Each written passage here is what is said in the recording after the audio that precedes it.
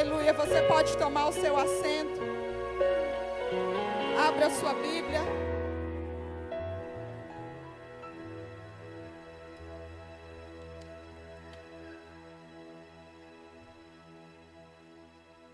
Abra a sua Bíblia no Evangelho de Mateus, capítulo 6.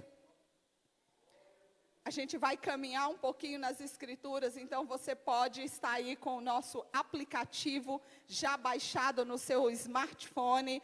Então você pode acompanhar lá, buscar dentro do nosso aplicativo tem a Bíblia. Você pode acompanhar por lá, você pode acompanhar no seu tablet, smartphone ou na sua Bíblia impressa como a minha. Da forma que você desejar. Há também a possibilidade de você acompanhar aqui através do Data Show, mas que você acompanhe, porque hoje nós vamos conversar rapidamente, falar alguns princípios sobre crescer espiritualmente. Para viver sobrenatural, nós precisamos decidir crescer.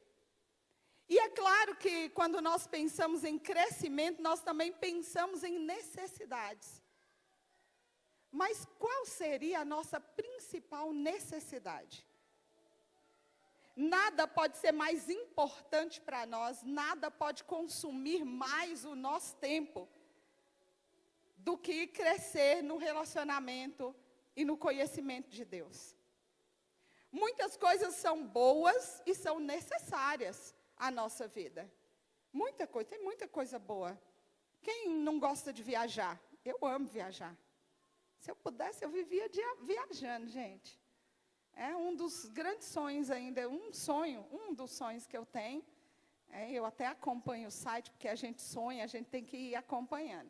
Então, eu acompanho, tenho um site, e eles têm meu e-mail, e de vez em quando eu faço um orçamento. Um dia pode acontecer.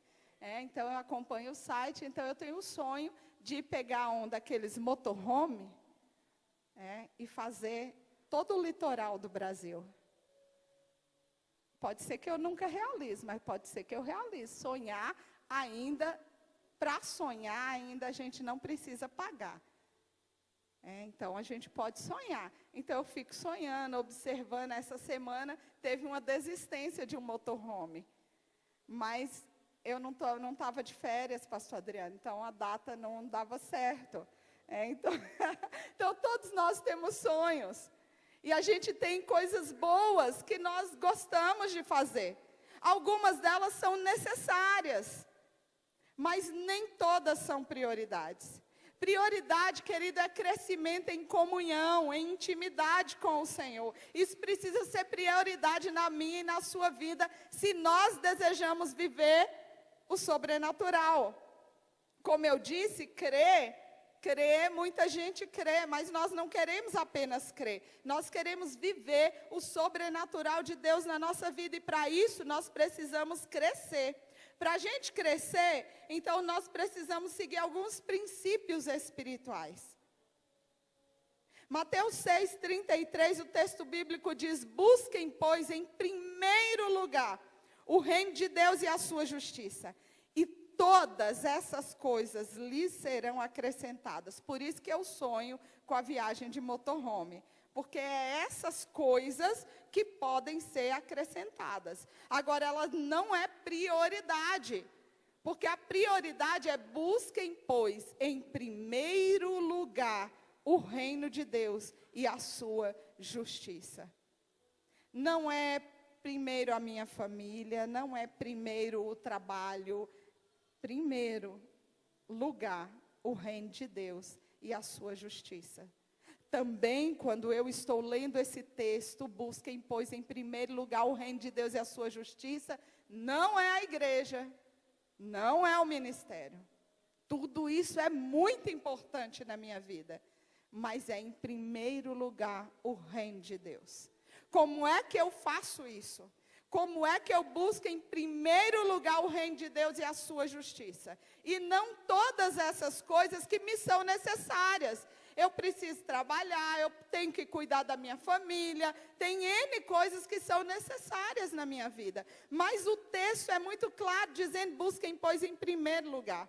Então, para crescer espiritualmente, eu preciso entender que esse primeiro lugar, ele tem princípios para a minha vida.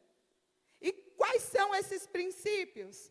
Primeira coisa é esqueça. Filipenses 3, 13 e 14 diz: irmãos, não penso que eu mesmo já o tenha alcançado, mas uma coisa faço, esquecendo-me das coisas que ficaram para trás e avançando para as que estão adiante, prossigo para o alvo, a fim de ganhar o prêmio do chamado celestial de Deus em Cristo Jesus. Para buscar em primeiro lugar o reino de Deus e para crescer espiritualmente, eu preciso manter a minha mente focada no Senhor.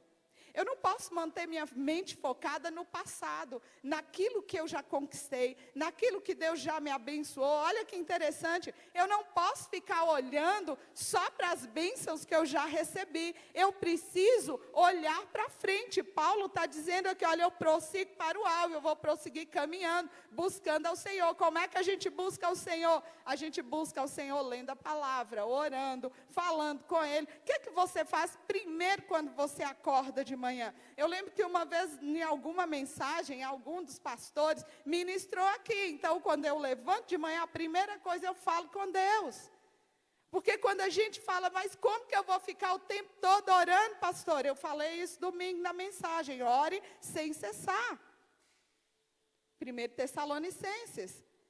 Ore sem cessar. Como é que eu oro sem cessar? Eu levanto de manhã, antes de levantar da cama, eu acordei, eu já posso dizer, Senhor, muito obrigado. Acordei, hoje é um novo dia. Então eu esqueço o dia passado.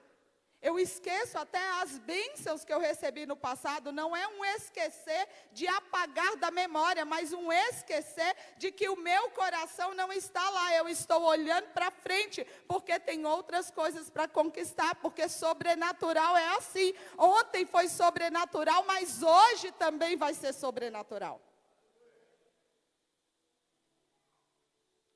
Não viva no passado, Deus tem algo novo para você.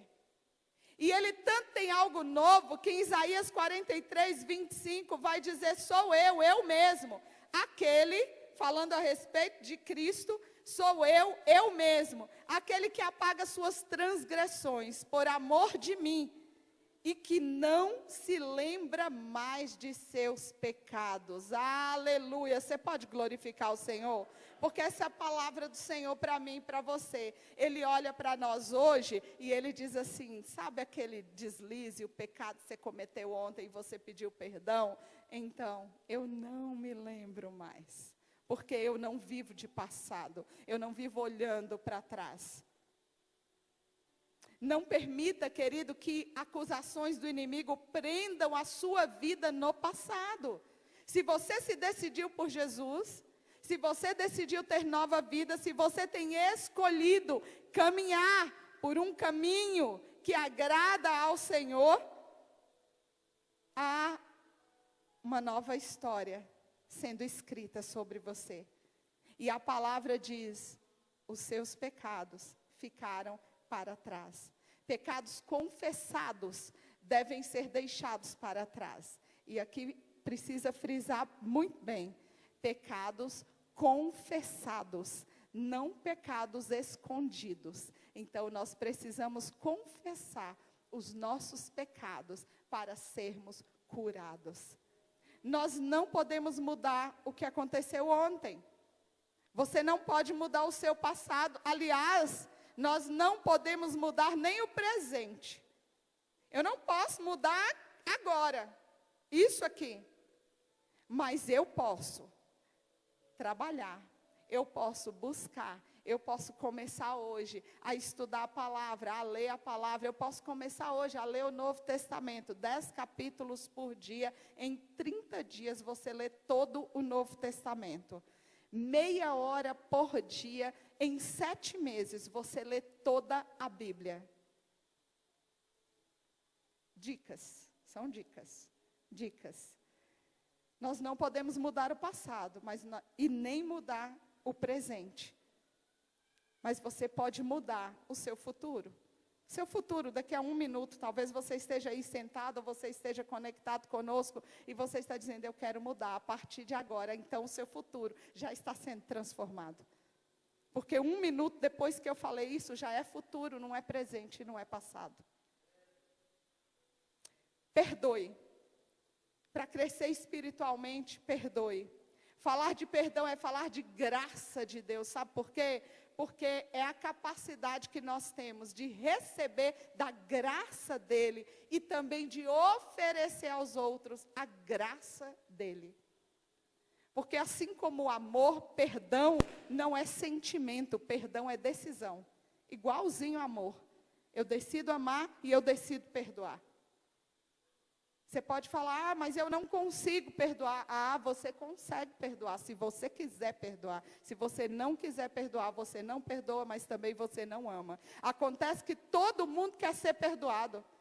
Então não cabe essa frase, eu não consigo perdoar. Então se você não consegue perdoar, você não é digno de receber o perdão de Deus sobre a sua vida. Perdão é dar ao próximo outra chance. Quantas chances Deus está dando para você? Ele já deu e Ele continua dando. Quantas chances você tem recebido do Senhor? Então, querido, abra o seu coração e comece a clamar ao Senhor e dizer, ei, Senhor, me ensina a perdoar. Eu tenho dificuldade em liberar perdão. Senhor, então, me ajude. Eu abro o meu coração. Eu quero receber do perdão do Senhor. Então, eu quero dar o perdão que o Senhor me dá. Eu só dou aquilo que eu tenho. Quando eu não recebo o perdão de Deus, isso significa que é quando eu acho que o perdão, eu não mereço o perdão de Deus, eu não consigo perdoar de verdade. Porque eu acho que eu não mereço o perdão de Deus. Deixa eu dizer, eu não mereço, nem você, nenhum de nós merecemos, mas Ele perdoou, Ele derramou da sua graça. É por isso que falar de perdão é falar de graça de Deus, é amor imerecido. Eu não mereço, mas Ele me dá. E porque Ele me dá, eu posso repartir. Mateus 6,12. Perdoa as nossas dívidas, assim como perdoamos aos nossos devedores. É dar o que nós recebemos. Perdoar é liberar quem nos deve, mas é também liberar nós mesmos. Tem gente que perdoa todo mundo, só não perdoa ela. Ele fala, eu pisei na bola. Eu perdoo quem me machuca, mas eu não me perdoo por ter machucado alguém. A graça do Senhor é suficiente. Olha o texto que nós lemos, Isaías 43, 25. Não se lembra mais dos seus pecados. Porque o perdão de Deus, ele vai além. A gente não consegue entender. Continue avançando, querido. Perdoe para ser perdoado, libere perdão e continue avançando em direção ao propósito e à vontade de Deus. Terceira coisa, para crescer espiritualmente, doe. Lucas 6,38, dê e lhe será dado uma boa medida, calcada, sacudida e transbordante, será dada a vocês. Pois a medida que usarem, também será usada para medir vocês. Aprenda a contribuir com ofertas e com dízimos. Experimente o cumprir dessa promessa na sua vida. Eu poderia te contar tantas experiências nessa área, na nossa vida.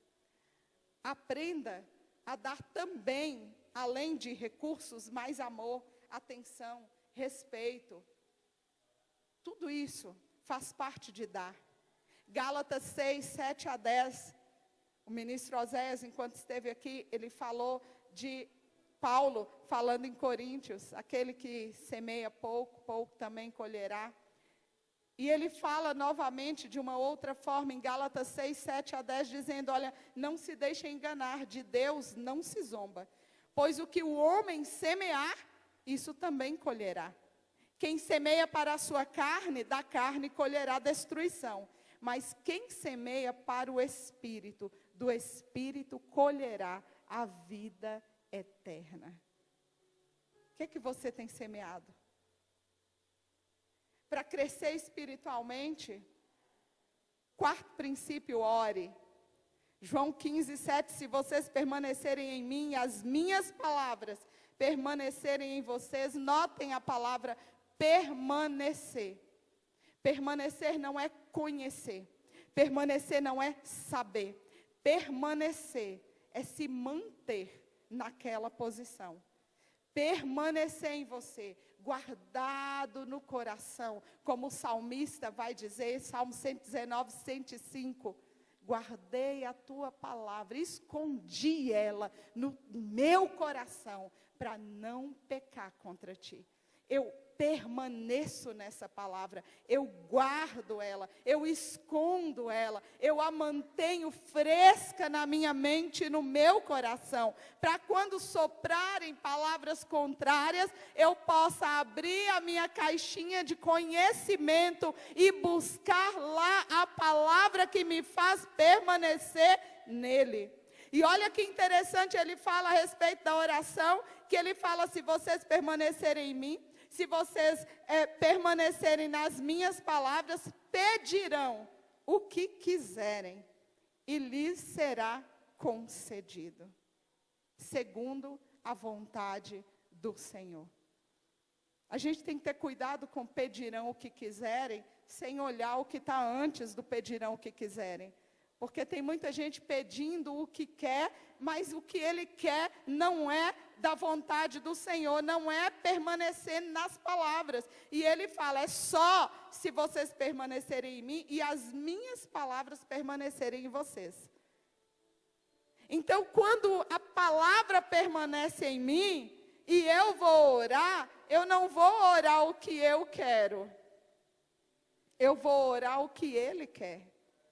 Não sei se você já foi acordado de madrugada e impulsionado a levantar para orar para alguém. Então, confessar os pecados para ser curado, eu detesto, eu não gosto de ser acordada de madrugada por Deus. Eu não gosto.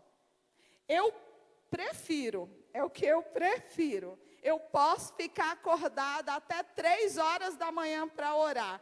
Mas dormir um sono, acordar às 3 da manhã para ir orar, é um negócio que eu não gosto quando Deus faz.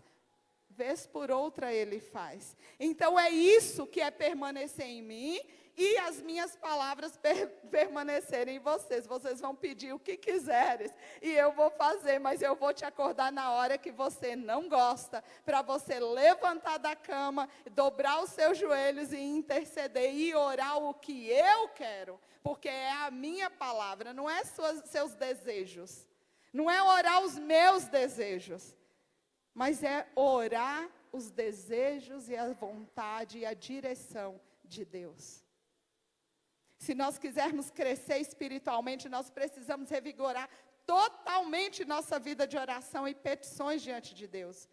Temos um tesouro de bênçãos espirituais reservados para nós, mas a gente não vai receber se nós não pedirmos.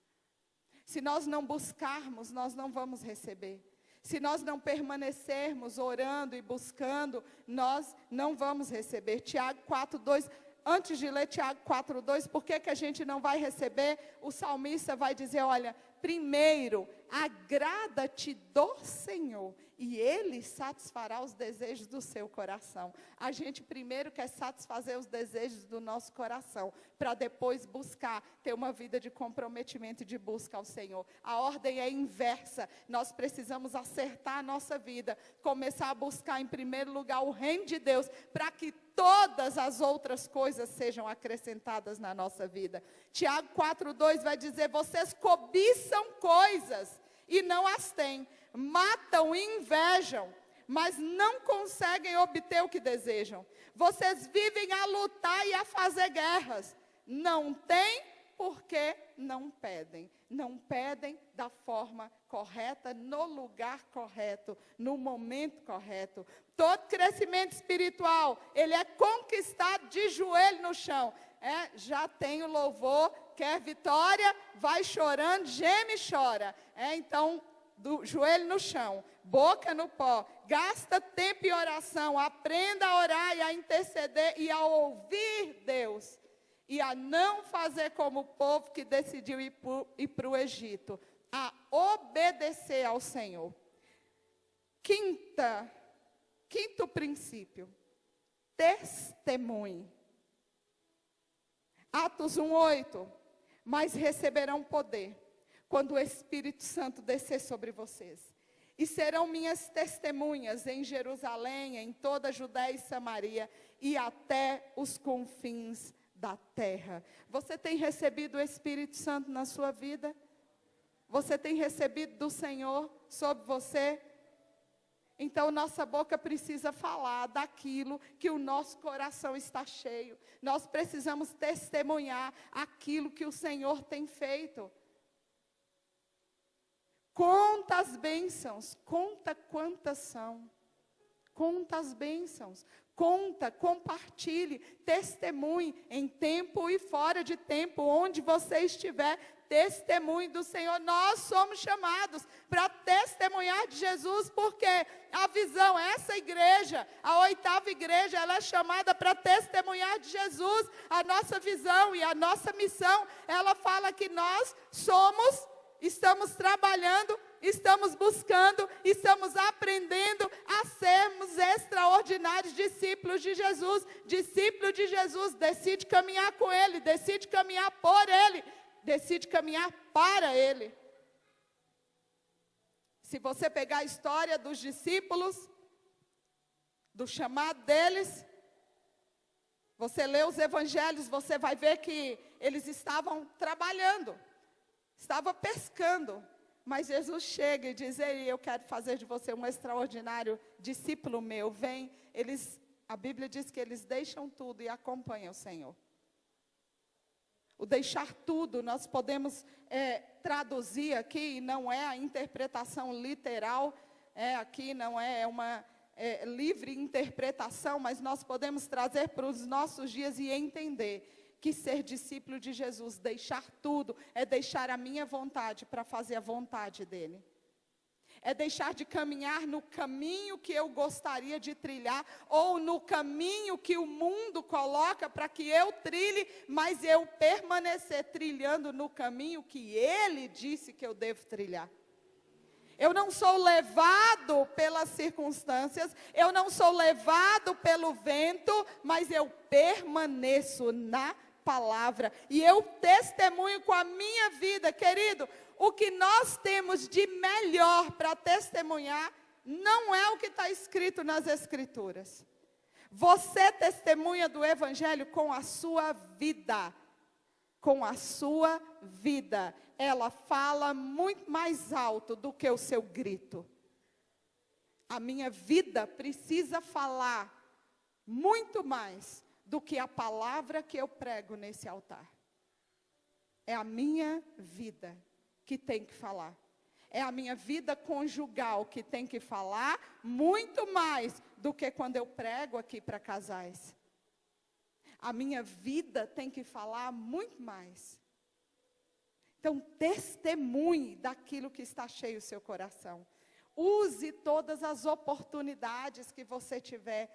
E você vai começar a ver sua vida espiritual crescer. Você vai começar a ver ela avançar. Você vai começar a perceber que a ousadia virá sobre você. Você vai perceber que o seu comprometimento com Jesus, ele vai aumentar, ele vai crescer. Você vai perceber que o reino dele vai sendo estabelecido na sua vida. E aquilo que você achava que era comum, passa a não ser comum.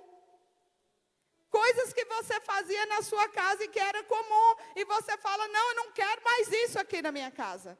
Você começa a ir tirando e fala: não, isso aqui não ajuda a estabelecer o reino do Senhor. E eu quero que o reino dele seja estabelecido na minha casa, no meu casamento, na minha família. Você começa a gastar tempo. A gastar não. Vamos mudar a palavra. Você começa a investir tempo naquilo que te aproxima de Deus.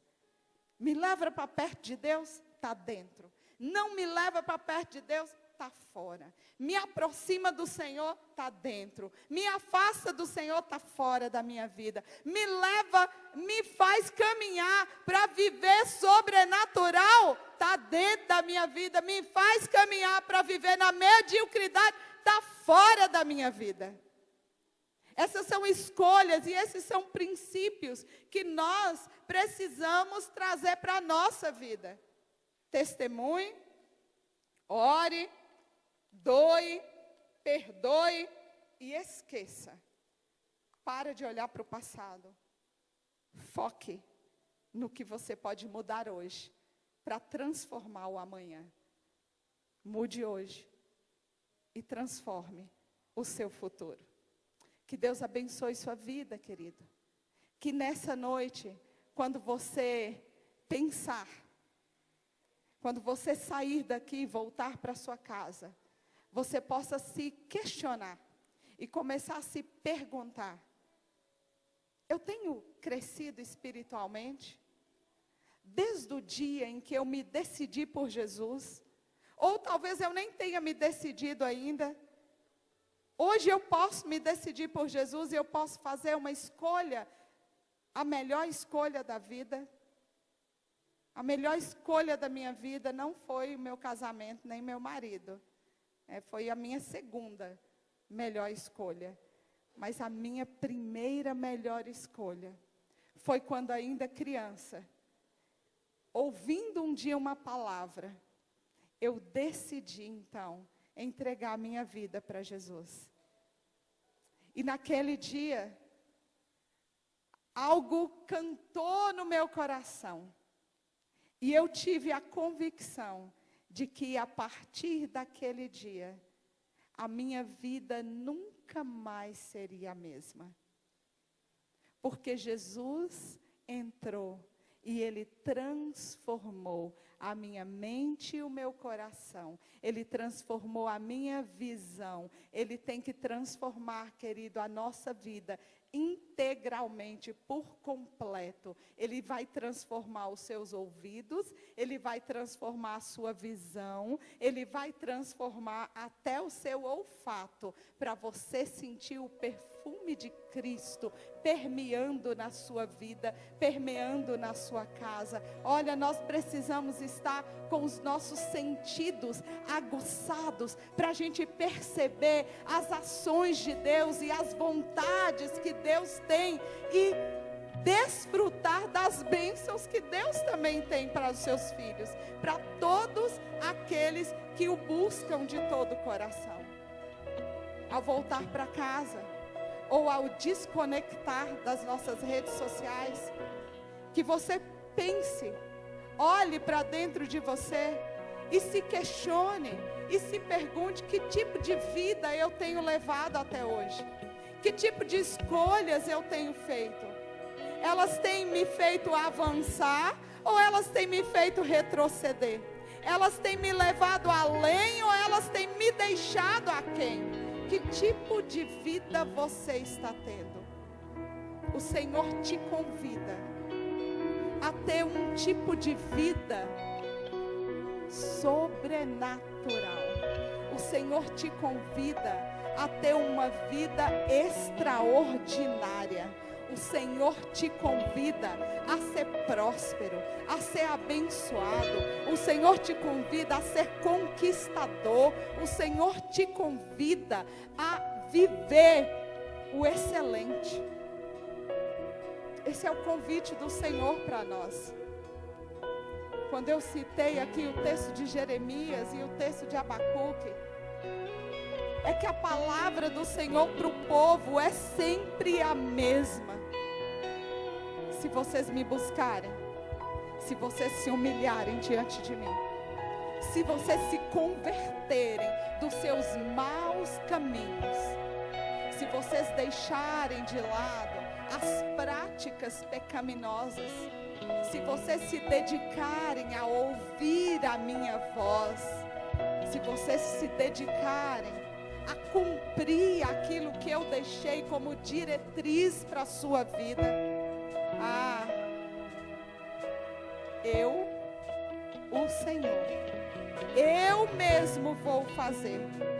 Eu vou estender a minha mão, eu vou te dar a vitória, eu vou derramar graça, eu vou derramar bênção sem medidas, bênção ilimitada sobre você. Eu vou curar o meu povo. Mais do que isso, eu vou sarar e curar a nação onde esse povo vive. Esse povo vai ser próspero em tudo. em tudo. Não é limitada a uma área da vida, mas é próspero na vida financeira, é próspero na vida emocional, porque eu vou sarar, eu vou curar, seja depressão, seja o que for, eu vou sarar o meu povo, se ele me buscar, se converter dos seus maus caminhos. Se o meu povo decidir que eu sou o Deus deles. Ah, querida, a palavra diz, olha, então, eu serei o seu Deus e eles serão o meu povo. E porque eles são o meu povo, eu vou descer os céus na terra. Porque eles são o meu povo, eu vou estabelecer o meu reino, que é um reino de paz, mesmo quando há guerra ao redor. Pode ter guerra por todo lado, mas onde eu estou, há paz, porque o Senhor está comigo. Porque o Senhor está com você. Pode ter guerra em todos os setores da empresa onde você trabalha, mas no setor que você trabalha, há paz, porque você está ali. E você é discípulo extraordinário de Jesus. E discípulo extraordinário de Jesus, onde ele chega, ele muda o ambiente. Porque onde eu caminhar, onde eu chegar, a glória do Senhor precisa estar comigo. Onde eu chegar, o sobrenatural de Deus chega comigo. Onde você entrar, a glória do Senhor acompanha você. Então, quando a tempestade chega, as pessoas te procuram. E às vezes eles vão dizer, e muitas vezes eles vão pedir, ora por mim, ora pela minha família, clama lá, leva esse pedido lá na sua igreja. Eu não sei se já aconteceu com você, mas já aconteceu comigo. Lá no trabalho, alguém entregar um pedido, leva lá e eu chegar a colocar na taça, porque eu sei o Deus em quem eu creio.